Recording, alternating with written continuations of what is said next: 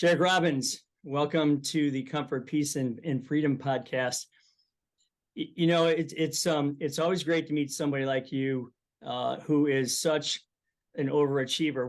When I was reading the list of things that you're doing or have done, I mean, performance coach, best-selling author. You wrote a book called Live It, which is great. I recommend everybody go out and read it. It's an awesome way to think about what your life could look like. Business consultant, congressional medal winner. Tell me about that. How'd that happen? It's a congressional award. And I actually I'm looking over here. So I have the bronze, silver, and gold certificate and the bronze, silver, and gold medal. And wow, that's something it's earned, not given. And so it's actually a youth award. It's for people under the age of 24. And you have to have, I'm forgetting the exact numbers. It's like 400 volunteer hours, 200 personal development hours, 200 physical development hours, and then no less than 4 nights living in an environment unlike your own, helping in some way. So all of those things were accomplished and achieved before 24. And that was part of how I landed up living in a village over in Uganda, teaching organic farming for, it was supposed to be 6 months, but it got cut short to 3.5 months. I just got malaria and was told I had 6 days left to live. So they sent me home. I want to get close to that as soon as we can. You even have a new high performance course out, and I want to talk about that too, because I'm like you. I believe that you can't just read a book and put it up on the shelf, call it a trophy, and go, look at me, right? If it doesn't alter your life in some way, you might as well not have read it, in my opinion, right? So that's where we're gonna go here. When you put all the things together that you do for a living, what is your favorite result? Like how do you know you're like, okay, I nailed it. I reached somebody, or, you go home at night and you go, that was a really good day because of X. What is the X? Sure. So I'll give you an example. So I've built lots of courses, lots of programs, done lots of events. We had one year when I was younger, I did 22 events in 22 different cities around the world, from Tokyo, Stockholm, the Gold Coast of Australia, all over the United States, Canada. Wow. We were everywhere. That was a rough year business-wise because I didn't understand how to read financial statements. It was a great year impact-wise, horrible year business-wise. My accountant pulled me aside at the end of the year and said, how do you think you did? And I was like, I crushed it. We helped more people. We made more revenue. We grew. Everything's amazing. He's like, I don't know how to say this nicely. You would have made more money if you would have worked at McDonald's. What? You're rude. Like, what's wrong with you? What are you talking about? Look. And I showed him my statement, and I'm only looking at the top line because I didn't understand the rest at that period of my life. Yeah. So rude awakening, but impact was the key. And at different stages, it was different things. I remember when I wrote my book, I had the vision board of a New York Times bestseller and an international author and all these things. And I judged myself against these external metrics. And I'll never forget, a friend gave it to someone who was struggling, who was an airman in the Air Force. And he gave her a copy of the book, and I got a handwritten letter one day that just arrived in the mail, and it said, "Dear Mr. Robbins, I wanted to thank you. My name is such and such. I'm an airman. I've been deployed X amount of times. For the last few weeks of my life, I've had a firearm in my mouth every night wanting to pull the trigger because I can't imagine having to live this way any longer." Holy cow. Someone gave me a copy of your book. I read the first couple of chapters, and it reminded me of the reason why I want to keep living. And I just wanted to say thank you for that. Wow. That is certainly a win, right? I mean, well, it changed my perspective because I rewrote the mission statement, or a piece of our mission statement. Challenge the status quo, think different, illuminate the potential in each and every person we cross paths with. But then I rewrote a piece that said to reach the person that needs it most at the moment they need it with the message they need. And it used to be to reach millions or hundreds of millions of people or billions of people. It used to be more. And when that letter hit me, I said, you know what? The way I win every day is just putting out the right content, and right meaning the thing that speaks to me, the thing that calls to me, the thing that I hear people are struggling with or working through in the world around me. And if I can put out content that can reach just that one person each day who really needs it in the moment they need it, day well done. Yeah, that's fantastic. And I think because when you do something like that, it builds upon itself, right? I mean, obviously that's a winning formula. That's just going to continue to grow and grow and grow. You know, when I thought about the mission that I had, for me, it was like there's this huge gaping hole where everyone's thinking, you know, I have to go to college or I'm never going to amount to anything. And you know, I didn't go to school. I went right into the workforce when I was 15. I dug ditches and built a company from 6 people to 200, and a bunch of different types of construction things. And the joy of bringing people along with me on that journey, that became my mission, because I surrounded myself with a whole bunch of great people who were all in the same boat. They were all non-educated people, but they all had a vision for what they wanted their life to look for, and all I had to do was cultivate that. So now what I do is I try to focus on giving back to those entrepreneurs behind me that want to walk that path after I've walked it. And I know that's kind of what you do. So I wanted to kind of focus on, you know, talking about how do we get people to understand that as long as you know what you want your life to look like first, there's a bunch of different ways to get there. I mean, college is only one of them. You know, there's all different types of paths to get there. And for me, I think it's incumbent upon guys like you and I who've been successful, who've seen this, to turn around and say, okay, good. Now, how can I teach you and shorten the learning curve for you? So, you know, if we talk about generosity in that respect, yeah. I think, and I want to ask you this question. When you think of an entrepreneur, I mean, a lot of people will say, oh, you're lucky, Jairek, you're this entrepreneur guy, or Ken, you're lucky, you're this entrepreneur guy.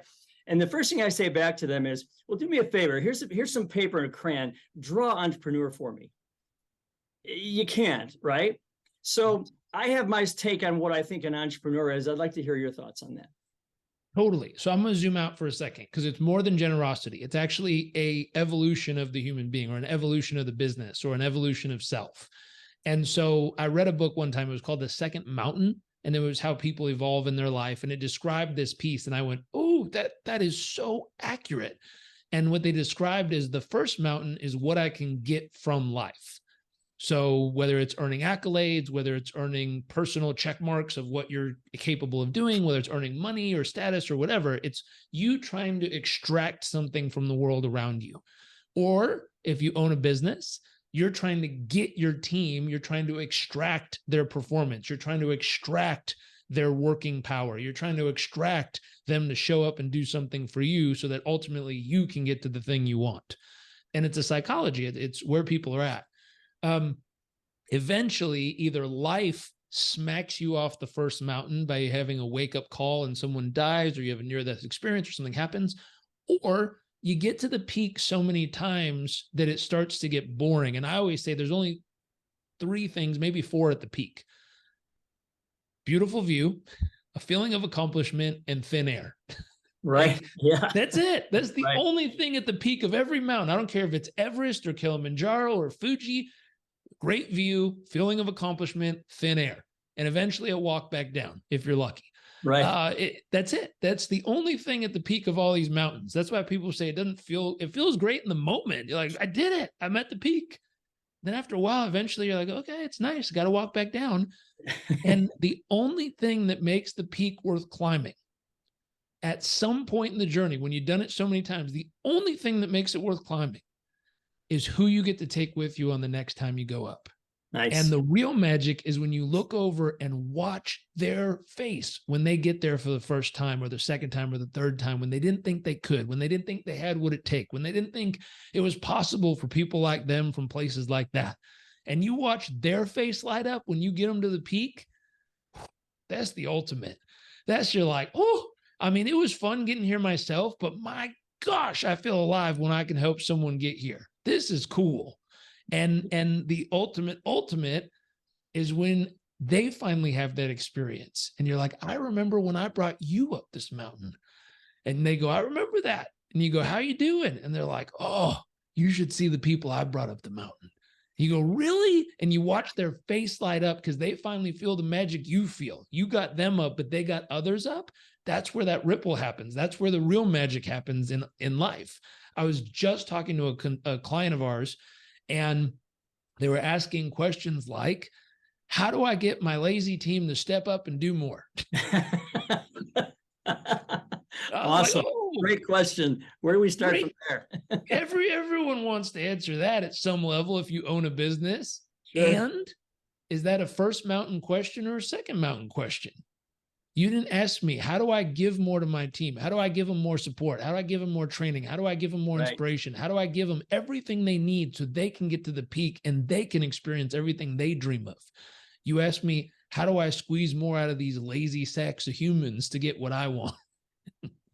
Well, and by the end of the call, which was fascinating, something clicked. I didn't give them this speech, but something clicked. By the end of the call, she said, you know what?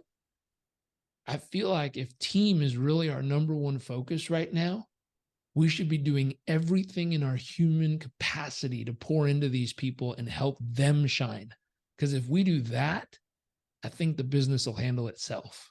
You know, that's so great because, you know, so many times I've stood in front of my organizations and said, listen, I can't get what I want, nor can my company get what it wants or needs until all of you get what you want first. And at first they look at you like, okay, is he really being serious here? Is this for real? But I mean, in any linear scenario, you know, there's input versus output, and we are always at the output end of it. And that's fine, because the joy for me is actually seeing that. Again, getting back to this entrepreneur thing, you know, in the book, I write things like persistence, resilience, you know, faith, courage, initiative, generosity, simplicity, humility, those types of things. And I think every one of us has these characteristics within us. They just need a reason to come out. I don't think there's such a thing as a born entrepreneur. I think people who have vision, who know what they want to go after, who know what they want their life to look like, then those things come out. And you're so right on, because it's so fun to watch someone light bulb that and then say, you mean I can control my own destiny? I can control my own life. I can get it one little puzzle piece at a time. I can make all that happen for myself. Well, then thanks for the training. Now get out of my way and let me go do that. Right. So getting back to people taking that risk. Okay. Let's talk about what you did. You talk about Uganda, right? Yeah. I have a great story if you want to hear how I started my business, actually. Yeah, let's do it. Go ahead. So taking that risk, I was working 3 jobs at the time, a couple for my family's business. I was working in the warehouse. I was working as a coach, which I had significant, extensive training to do. I did not just become a coach one day. Right. I had over 250 hours of training. I was held accountable to standards, and I was only allowed to coach people on stuff I'd actually accomplished. There you go. But I did have a head start. At 18, I got to start coaching people, but only in a couple categories: fitness and time management. That's it. But warehouse, sales. So every time I wasn't on a coaching call, I was selling stuff. I was dialing and selling. And if I wasn't dialing and selling, I was packing boxes at a warehouse. So 3 jobs. That's where my scene starts.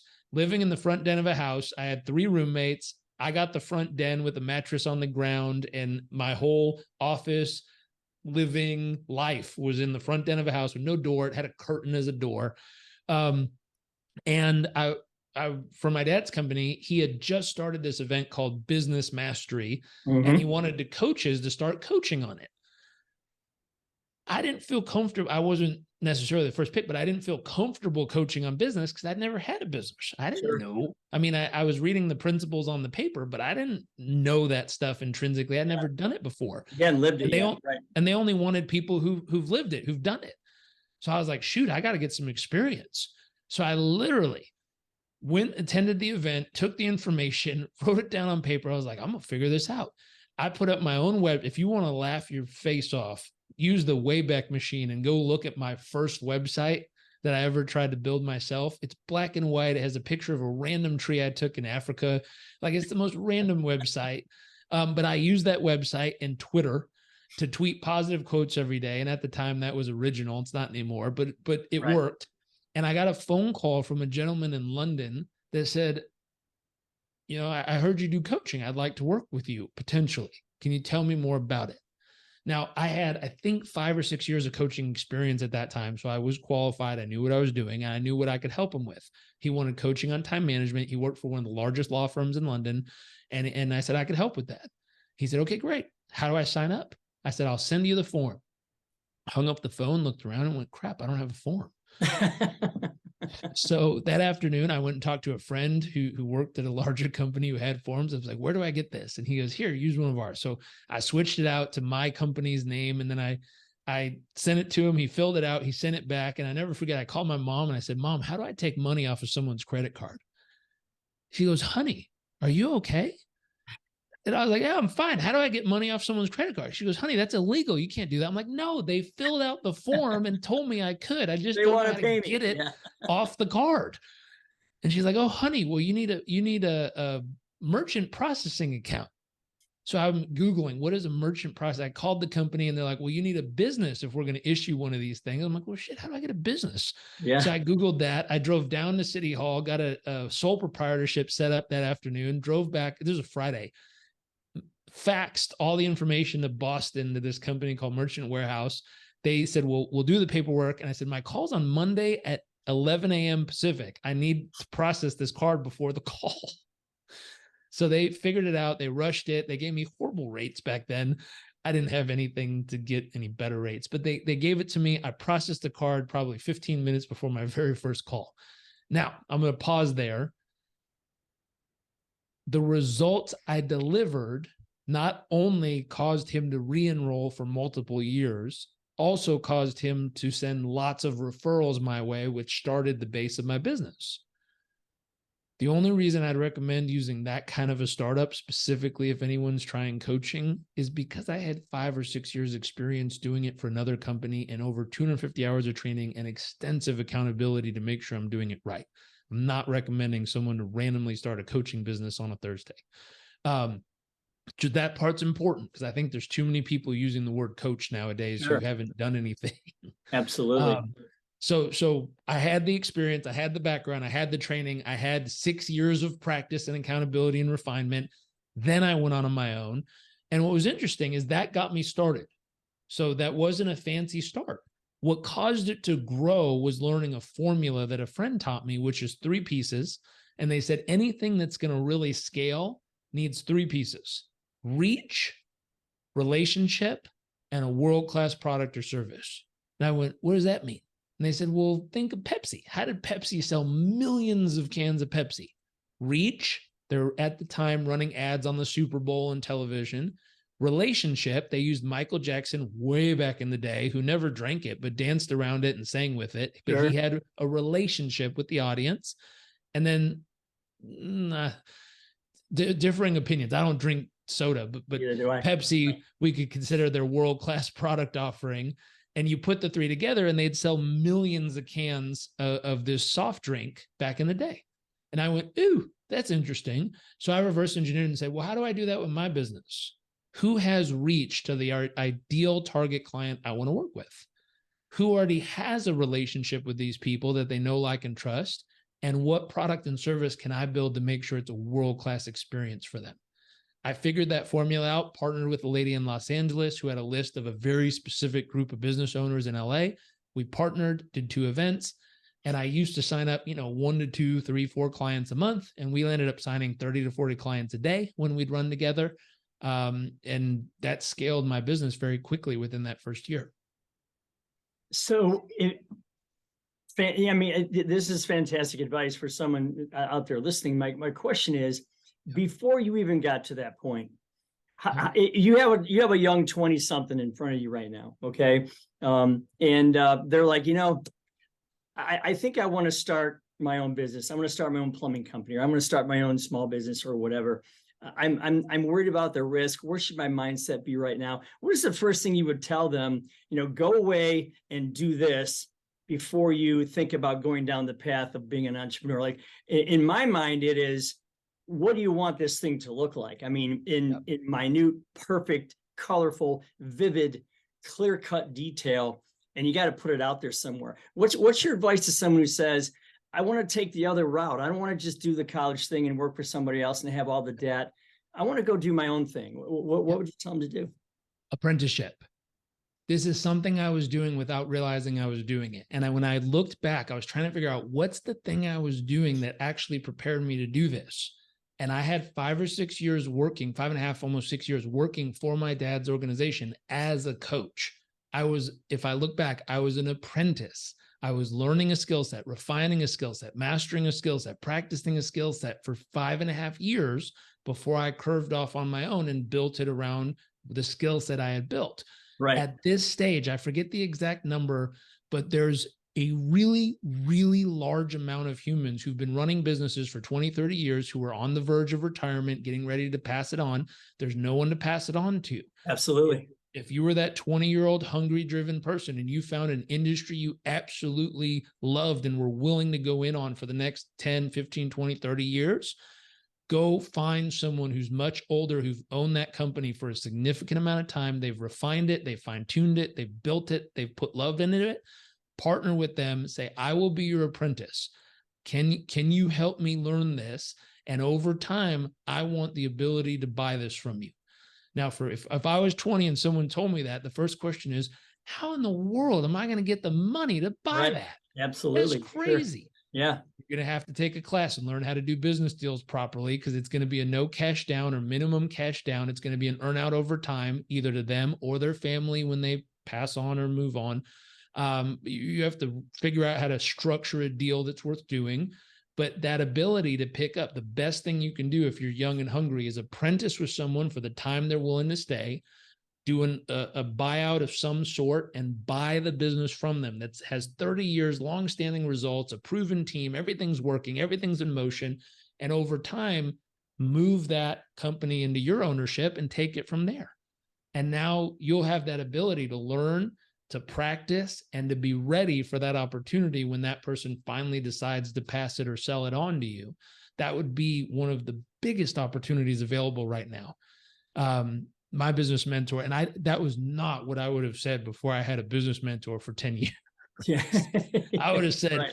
We're going down to City Hall and starting a sole proprietorship on a Friday. Like, right. I know what I did versus what I've learned over the years is, my gosh, I wish I would have known this at 20, because I wouldn't have done it that way. Even though it's fun and you learn a lot and it's amazing, you can always build something from scratch.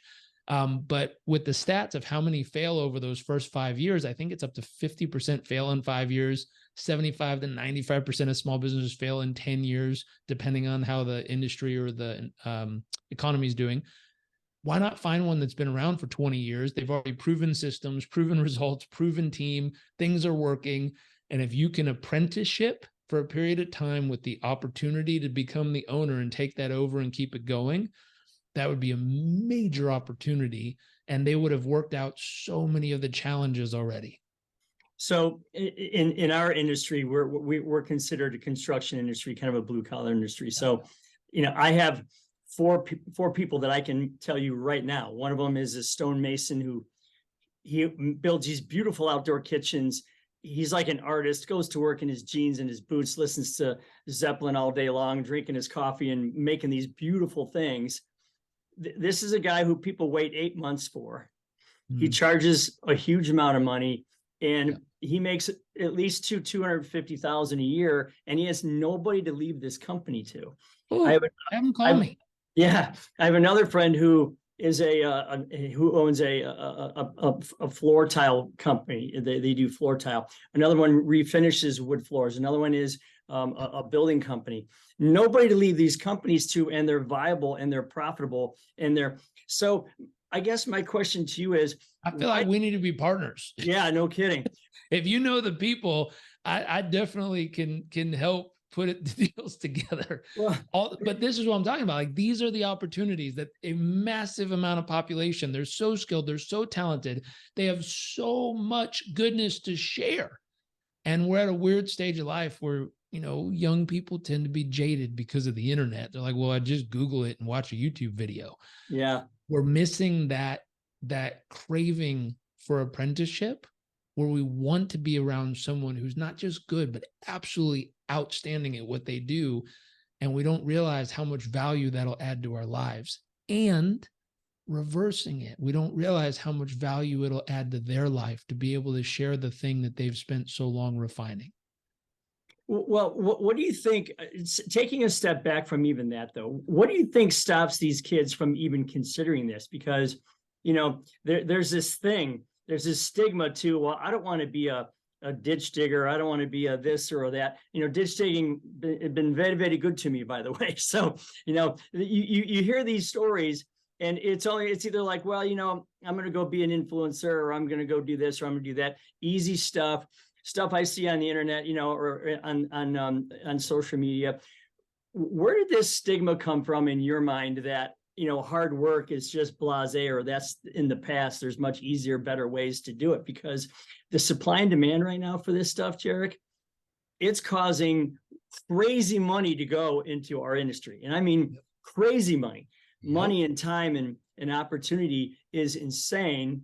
And yet people are kind of snubbing their noses at it. Is this a teacher thing, a college thing? Is this a parent thing? Where are these kids getting this?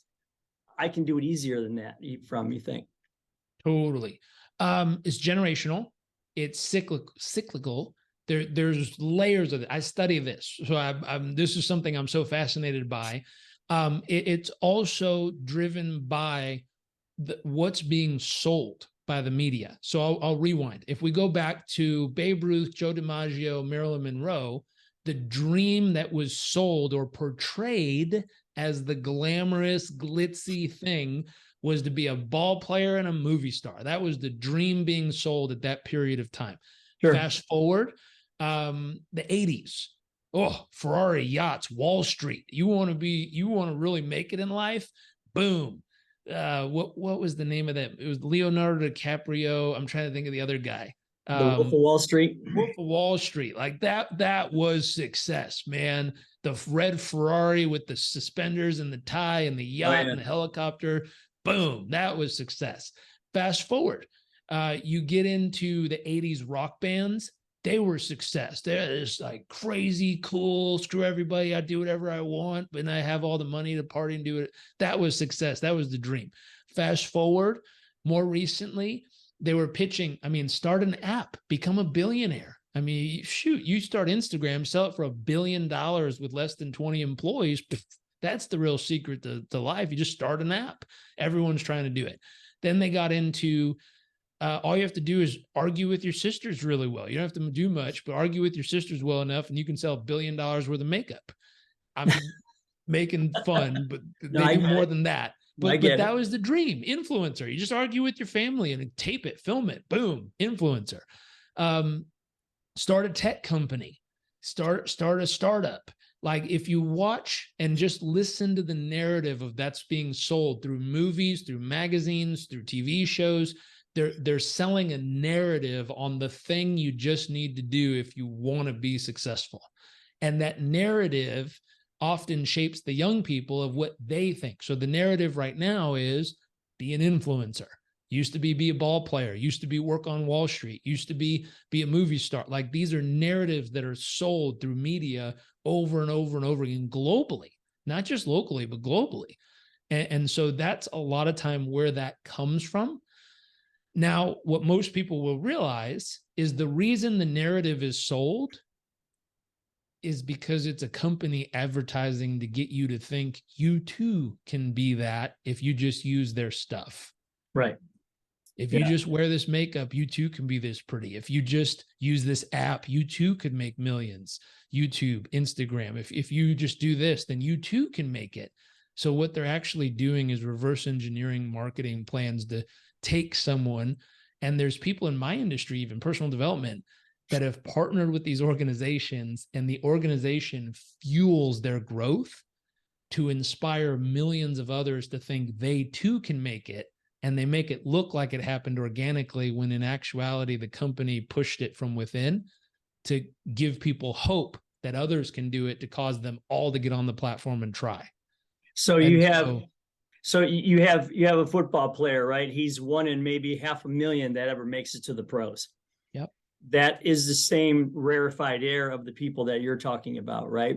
The influencers, the rock and rollers. That's right. And so people try to influence players for their organization. I have people tell me, well, I don't have $320 million to play Steph Curry to work for me. I said, you're thinking about it the wrong way. Yeah. At some point in history, the NBA didn't have $300 million to pay him either. But a Right. group of people got together and they said, how do we cause young people to believe that this would be the opportunity of a lifetime, to spend the first 20 something years of their life working and preparing for the opportunity to try to make it in this league? How do we position it? How do we market it? How do we tell the story about it? How do we do all these things as an organization to cause millions of people to strive for the opportunity that we get to pick the few hundred of them that actually make it and give them so much that causes millions of others to continually try? The NBA doesn't have to sit there and be like, shoot, how do we recruit another superstar? Can't seem to find them nowadays. But that was a group of people who got together and masterminded that from way back when to make it what it is today. So with these types of industries, I'd ask the same question. Who's the group of people that needs to get together to re-engineer the conversation that would cause future generations to look at these? And I think obviously you're part of it, but cause future generations to look at this and go, holy crap, that is an opportunity and a half. And if we can get the right group of people and position it properly, my gosh, this will become in demand over time. So you're talking about chasing the nirvana, and in my opinion, I don't think everyone's nirvana is, mega yachts and McMansions and 15 cars. I mean, if you want that, fine, go after it and do it. My whole book is about comfort, peace, and freedom, which is your individual nirvana, which is what you talk about, your ideal life, your ideal vision.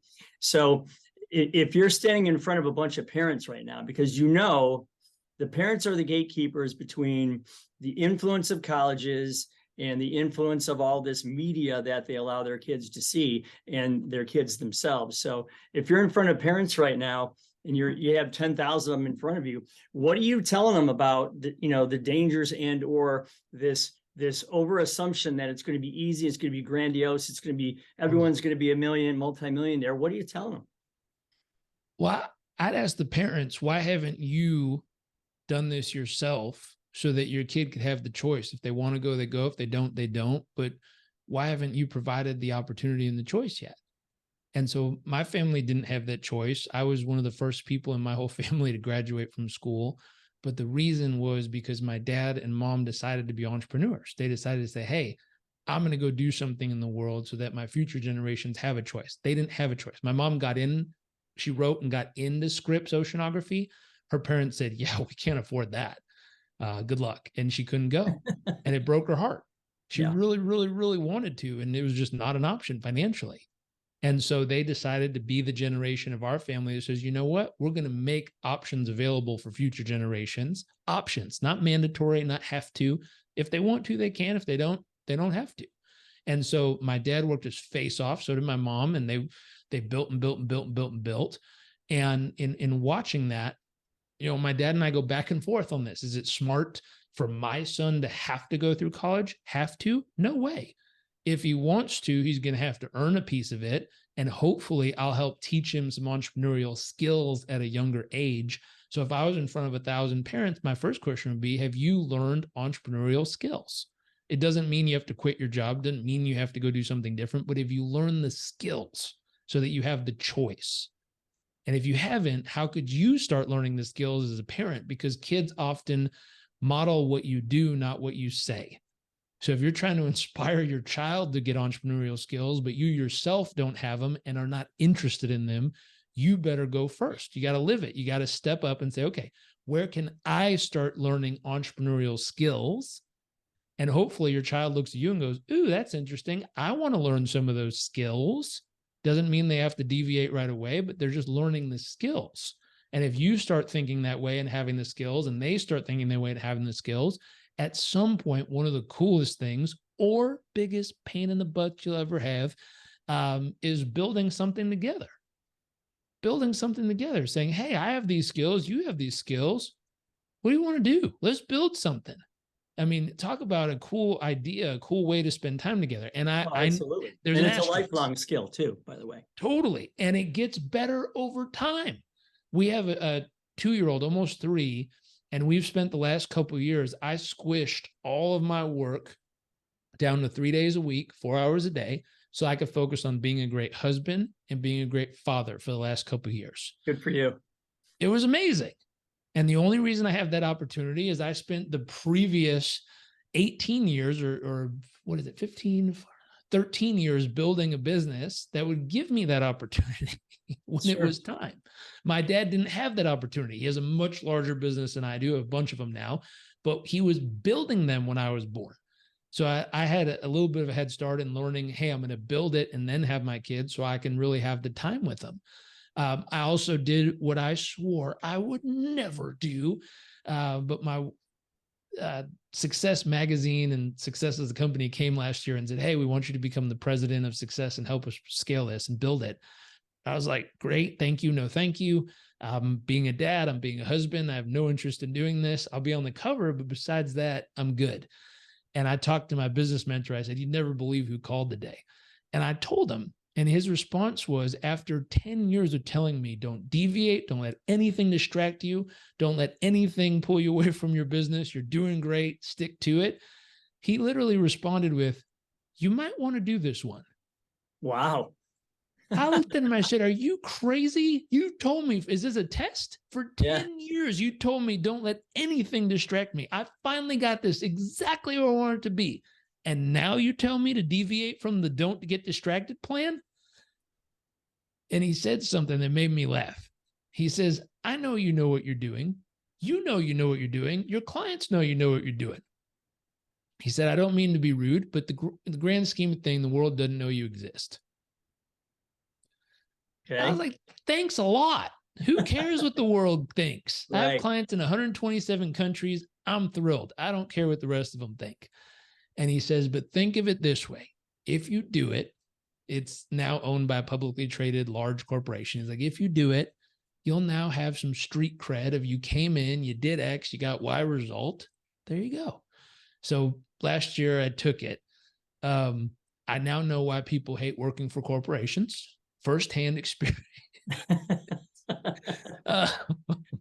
They're great people. They're wonderful humans, but it's totally different than being a business owner yourself and an entrepreneur. And so after, 20 years of doing my own thing to now work in an organization of this size with this many people, it's just a pain in comparison. It's an amazing opportunity and totally different than being a business owner and entrepreneur who's optimized their business. Well, it's interesting because you talk about that ability to go out and apprentice for somebody.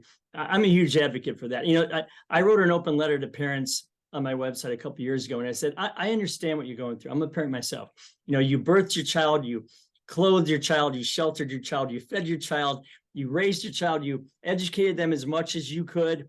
And now you feel like the only way to finish them off, the only way to ice the cake is to get them a 4-year degree so you can feel good about, I've done my thing. And the problem with that is half the country doesn't use a college degree. Half the country works in jobs that are extremely lucrative, and they require working with your hands, not with a book or with a degree. And my whole thought process there is, are you trying to raise an educated kid or perhaps a happy, successful, independent, self-sustainable one? And not that they're mutually exclusive, but it's one of those things where they look back at you and say, well, but isn't that what I'm just supposed to do? My high school that my kid goes to is now all of a sudden out of nowhere, they start calling it college prep school. And I'm not against college, Jairek. Believe me, I'm not. If you're going to operate on my shoulders so I can get back on the golf course, I want you to know everything there is to know about a knife before you pick it up and come at me with it. I get that. Same thing with a teacher, lawyer, accountant, architect, whatever. However, if you're just going to go and you're just racking up debt, and maybe you're going to get good at beer pong, and you're going to come out with one of those business degrees that is a bland, maybe not so milquetoast kind of degree that you don't even know if you can use, and most people don't eventually use those degrees. Yeah. There's got to be a better way. So my whole mission is, can we just start with the ideal vision for life first? Can we build that first and then pick one of the many paths that you can take to get there? You talk a lot about ideal vision for life in the book. Can you just tell us a little bit about that? Totally, totally. So ideal life vision is a lot for most people. It's like, oh my God, my whole life. How do I know?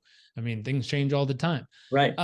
So I always start people off on an ideal day of like, just tell me your perfect day. Just one day. Like if you could have it all your way, what would you do? Where would you wake up? Who'd be there? How would you feel? What would you have for breakfast? Where would you go in the morning? Love it. And describe the day. And so I'll give you a client story just so you could see it, how it unfolds. I did this with a client. He was working for a very large global bank. He was based in London at the time. And I just asked him, map out your ideal day, your perfect vision. And he did it. And I said, read it to me. What's it like? He said, I wake up, I go for a run on the beach. I come home. I have this amazing family and we have this loving breakfast. And then I work on a business I'm passionate about, doing great things in the world. And every client call I have is just inspiring and invigorating and exciting, and go into the afternoon and, I had to fast forward. I work out to do all these things. I watch the sunset with my wife and we have dinner together and laugh and have this amazing evening. And then we wrap up and I feel incredible and blessed and so blessed to have this day. And I said, that sounds amazing. And he goes, right. And I was like, how close are you? And he's like, dude, I live in central London. There's not even a beach anywhere around here. And I started laughing. I was like, well, that sounds rough. What are we going to do about it? He's like, well, you tell me. You're the guy who's supposed to know what to do. And I said, well, let's make a plan. What are the key things we need to make happen in order to make that vision become real? Fast forward, I think it was a year and a half later, he called me. He had moved on from the company. There was a lot of transitions in between, but he'd moved on. He started his own company. He had raised over $250 million for this new venture he was going on. He had purchased a second home in the Hamptons out near the beach. He had just gotten back from a morning run on the beach, came home. Oh, P.S. He wasn't married when he wrote this vision and didn't have any wife or children or anything yet. He just wrote it. He came home from the run. He said hi to his wife, who was on her way to a cycling class. I think she wasn't pregnant yet, but it was soon in the story to come. Now he's got 4 kids and they live back in London again. But all these things were happening. And he's like, dude, it's the stuff I wrote on that page a year and a half ago with you. This is amazing. Like, it's eerie. He's like, it's freaking me out. I could literally read word for word down the page and it describes what I just did today. He's like, this is cool. And it came down to like what you said, having a crystal clear vision of exactly how you want to live that life, and then putting together a plan of small steps we can make to get closer to it every day. Mine took 18 months. So I was living in the front end of that house and I had a dream of traveling the world and inspiring people. And I was on, an event speaking from stage. And then I went and had lunch in a park and all these things. Fast forward, I never forget, I got invited to speak at a conference in London, 300 coaches trying to figure out how to market and sell their services. They flew me out. I spoke at the conference. I got paid. I went to a park in central London, having lunch with a friend, and I opened my journal and I read it and I was like, it's literally everything I wrote down word for word. Like, this is amazing. And so that's the starting point. The starting point is getting so crystal clear. There's an example of visualization is the second part. So 1, writing it down. 2, visualizing it vividly every single day, reading it, feeling it, seeing it, tasting it, everything, trying to get all the senses involved to make it as real as possible and reviewing it every single day. And so I read that vision every single day until it was real. If you go to jrctv.com, it's my YouTube channel. There's a video right on the homepage that'll start playing. It's a talk I did in Germany. It has like a 3-minute visualization at the end of it, helping you visualize your perfect day.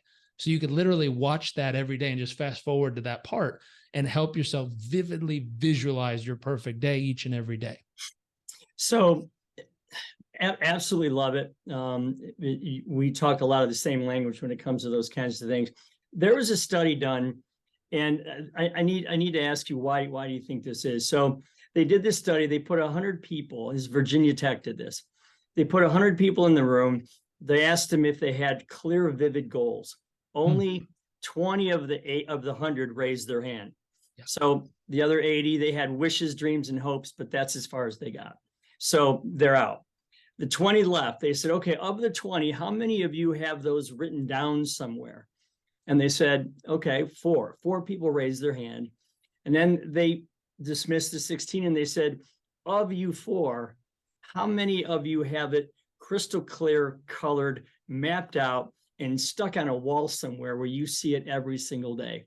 One person. So what you're talking about is something that it appears as though overall 1% or only 1 out of 100 people is willing to do. And yet I look at you and I say, but it's just so easy to do. I mean, it takes nothing but creativity, a little vision, some crayons, and a cardboard, a poster board. What your brain sees clearly, it attracts itself to. How is it that so few people are willing to go that far when the power of that works equally for anyone who attempts to do it? Totally. There's so many ways to go after this. The way that I help people understand this, if you can go down to neuropsychology. So neurons that fire together, wire together, meaning anytime you have a thought, a feeling, or something, and you reinforce it, imagine there's two little pieces of your brain, but there's no bridge connecting them. Now, if you do something once, like a little bridge kind of shoots across and connects these two pieces. If you do it twice, you get another one. If you do it 3 times, you get another one. If you do it 4 times, you get another one. And eventually there's so many of these that the bridge is so big, thick, and strong that that thought can fly across the bridge instantly. And so the first time you do it, think of like an old rickety hanging bridge with like broken boards that, Sure. that you see in Jumanji movie of like, oh man, I don't think it's smart to walk across that bridge. Right. Now, on the 1,000th time you've done it, you have like a super networked highway of Tron, like lightning shooting straight across. And so neurons that fire together, wire together. What you want to do is build a bridge to take you from where you are to your dream reality, meaning you have to visualize it so clearly every day, again and again and again, that it builds a super highway. So those thoughts, feelings, emotions, and neurotransmitters can shoot across it so quickly that it becomes so vivid, so real, so connected in your brain and mind and body that it's just impossible for it not to come true in your life. And so that technique wise, you want to think of building a super highway to connect you from where you are to where you want to be. That's the thought process, the analogy, the connection point. Now, why people don't do that? I don't know. Why don't people do sit-ups every day? Right. Or my favorite, why don't Right. people stretch for 10 minutes every day? Yeah. Yeah. I suppose I if asked they, them. I was yeah, like, I what's the suppose if they number knew the one power thing of you it. could do to keep yourself from breaking a hip, breaking a bone, getting old? The number one thing you could do is stretch 10 minutes a day. Sit down on the ground, touch your right toe, touch your left toe, stand up, do your arms. It's like just 10 minutes a day of stretching. And it would extend your lifespan. I mean, it's one of those things where just humans go, and you stare and be like, really? Yeah, exactly. And so it's finding what is the motive? What is the reason for you? What's the thing that drives you? And I think my favorite person, 2 people, my dad's great at this stuff, is neuroassociative conditioning. So there's a way you can condition and program your mind for success, stuff like this. Or there's a really neat person, John DeMartini. He taught me a whole values linking exercise, which is linking up the things that are most important to you and connecting them to the behaviors you want to do so that it inspires you to follow through. I had a real estate agent team that had brought me out, and there was a lady who raised her hand, and she goes, I know I'm supposed to show up and do my calls every morning, but I don't really feel like doing it. And I was like, okay, well, let's help connect the dots. What's most important to you in your life? She's like, I don't know. I was like, no, seriously, like, what's most important to you? And she's like, my daughter. I'm like, okay. How does showing up and making your calls every morning help your daughter? She's like, it doesn't. It actually causes me to have to leave early to drop her off, and then I'm away from her. And I went, wow, doing this behavior is taking you away from the person that you value most on earth. I understand why you don't want to do it. And she went, crap, I never thought of it that way. And I said, well, question, what do you hope that your daughter does with her life? Do you hope she has a great life, a good life, an average life, a horrible life? What do you hope? She goes, obviously, I hope she has a great life. Okay. What kind of attributes as a human do you think she'll need to gain in order to have a great life? Do you think she'll need to be confident? Yeah. Determined? Yeah. Focused? Yeah. Driven? Yeah. Passionate? We listed all these attributes. And I said, well, do kids learn by what you say or what you do? She's like, obviously what you do. I said, great. By you avoiding doing this every morning, are you teaching her any of the attributes you hope that she learns? And like, you could see that thing you say to people where you see like an aftershock in their body where they literally get hit by it. Yeah. She had the aftershock and literally like went, whoa. And I went, there you go. And I said, so what if every morning had little to do with making calls and had everything to do with portraying the behaviors you hope your daughter will build in her life so she too can have the success that she desires? Well done. And what's interesting, fast forward, I got a call from the team leader at that office a year later, and she's like, this lady has never missed a day of calls since then. And she's probably killing it too, right? She is. And it came down to doing it for what's most important to her. Isn't it amazing to you, the more you walk this earth, how not only how powerful our brain is, but how easy it is to use, and how so many people can go from way off into, you know, dark land, into the most unbelievable places just by deciding to use that part and turning it on. So the last thing I want to ask you is, we, in the book, I talk about comfort, peace, and freedom. And I always ask everybody the same thing. And that is, where do you, like, if you said, you know what, I need to go somewhere right now, I'm going to escape, I'm going to go somewhere where I feel really comfortable, and it can be a place, it could be in your house, it could be somewhere else. Where are you the most comfortable? Most comfortable. I think anywhere that I'm with my wife is our special place. And we both love to travel. So we've lived all over the world together. And anytime we're together is my favorite space. Nice. Let's get to peace now. Where do you feel the most peace? Same. Nice. Together. Very good. I think I'm going to get the same answer. When you talk about freedom can mean a lot of things to a lot of different people. And again, comfort, peace, and freedom, I believe, is the perfect triangle, or our perfect nirvana that we should be seeking. Yeah. Where do you feel the most free? Someone who chooses to love you for all of who you are, which is with her. No, that's awesome. Good for you. Fantastic. Hey, you know, I'm gonna go tell her she's my nirvana. Yeah, exactly. So tell us, where can we, I mean, we can find you everywhere, but just so that our listeners can specifically go somewhere, where would you want somebody to go to first discover who you are and what you're all about? Hold on. I'll be right back so I can show you. Okay. I literally was at a newsstand and I looked down and I saw this. And wow. And it's my wife and son. And I looked at it and I went, that's my wife and son staring at me. I went, wow, that's interesting. So they decided to say thank you to me for helping them this last year, and they put myself and my family on the cover. So the first place I'd ask you to go find me is anywhere magazines are sold. Please go pick up a copy of that. There's a wonderful article written this month, and it'll be up there. It's the May-June issue, so it'll be up there for the next few weeks. So go grab a copy of that. You can go to JarekRobbins.com, visit me there, or find me on Instagram. Nice. So he was showing us a copy of Success Magazine for all of you out there that are just listening to this and not seeing it. And it's a beautiful cover with him and his beautiful family. So again, it's so much that so many people can learn from people like you. And I'm blessed to be able to talk to people who can help, again, other people shorten the learning curve to happiness, because you only get so much time on this world. It better be good time while you're doing it. So thanks a lot. And I really appreciate you coming today. Same.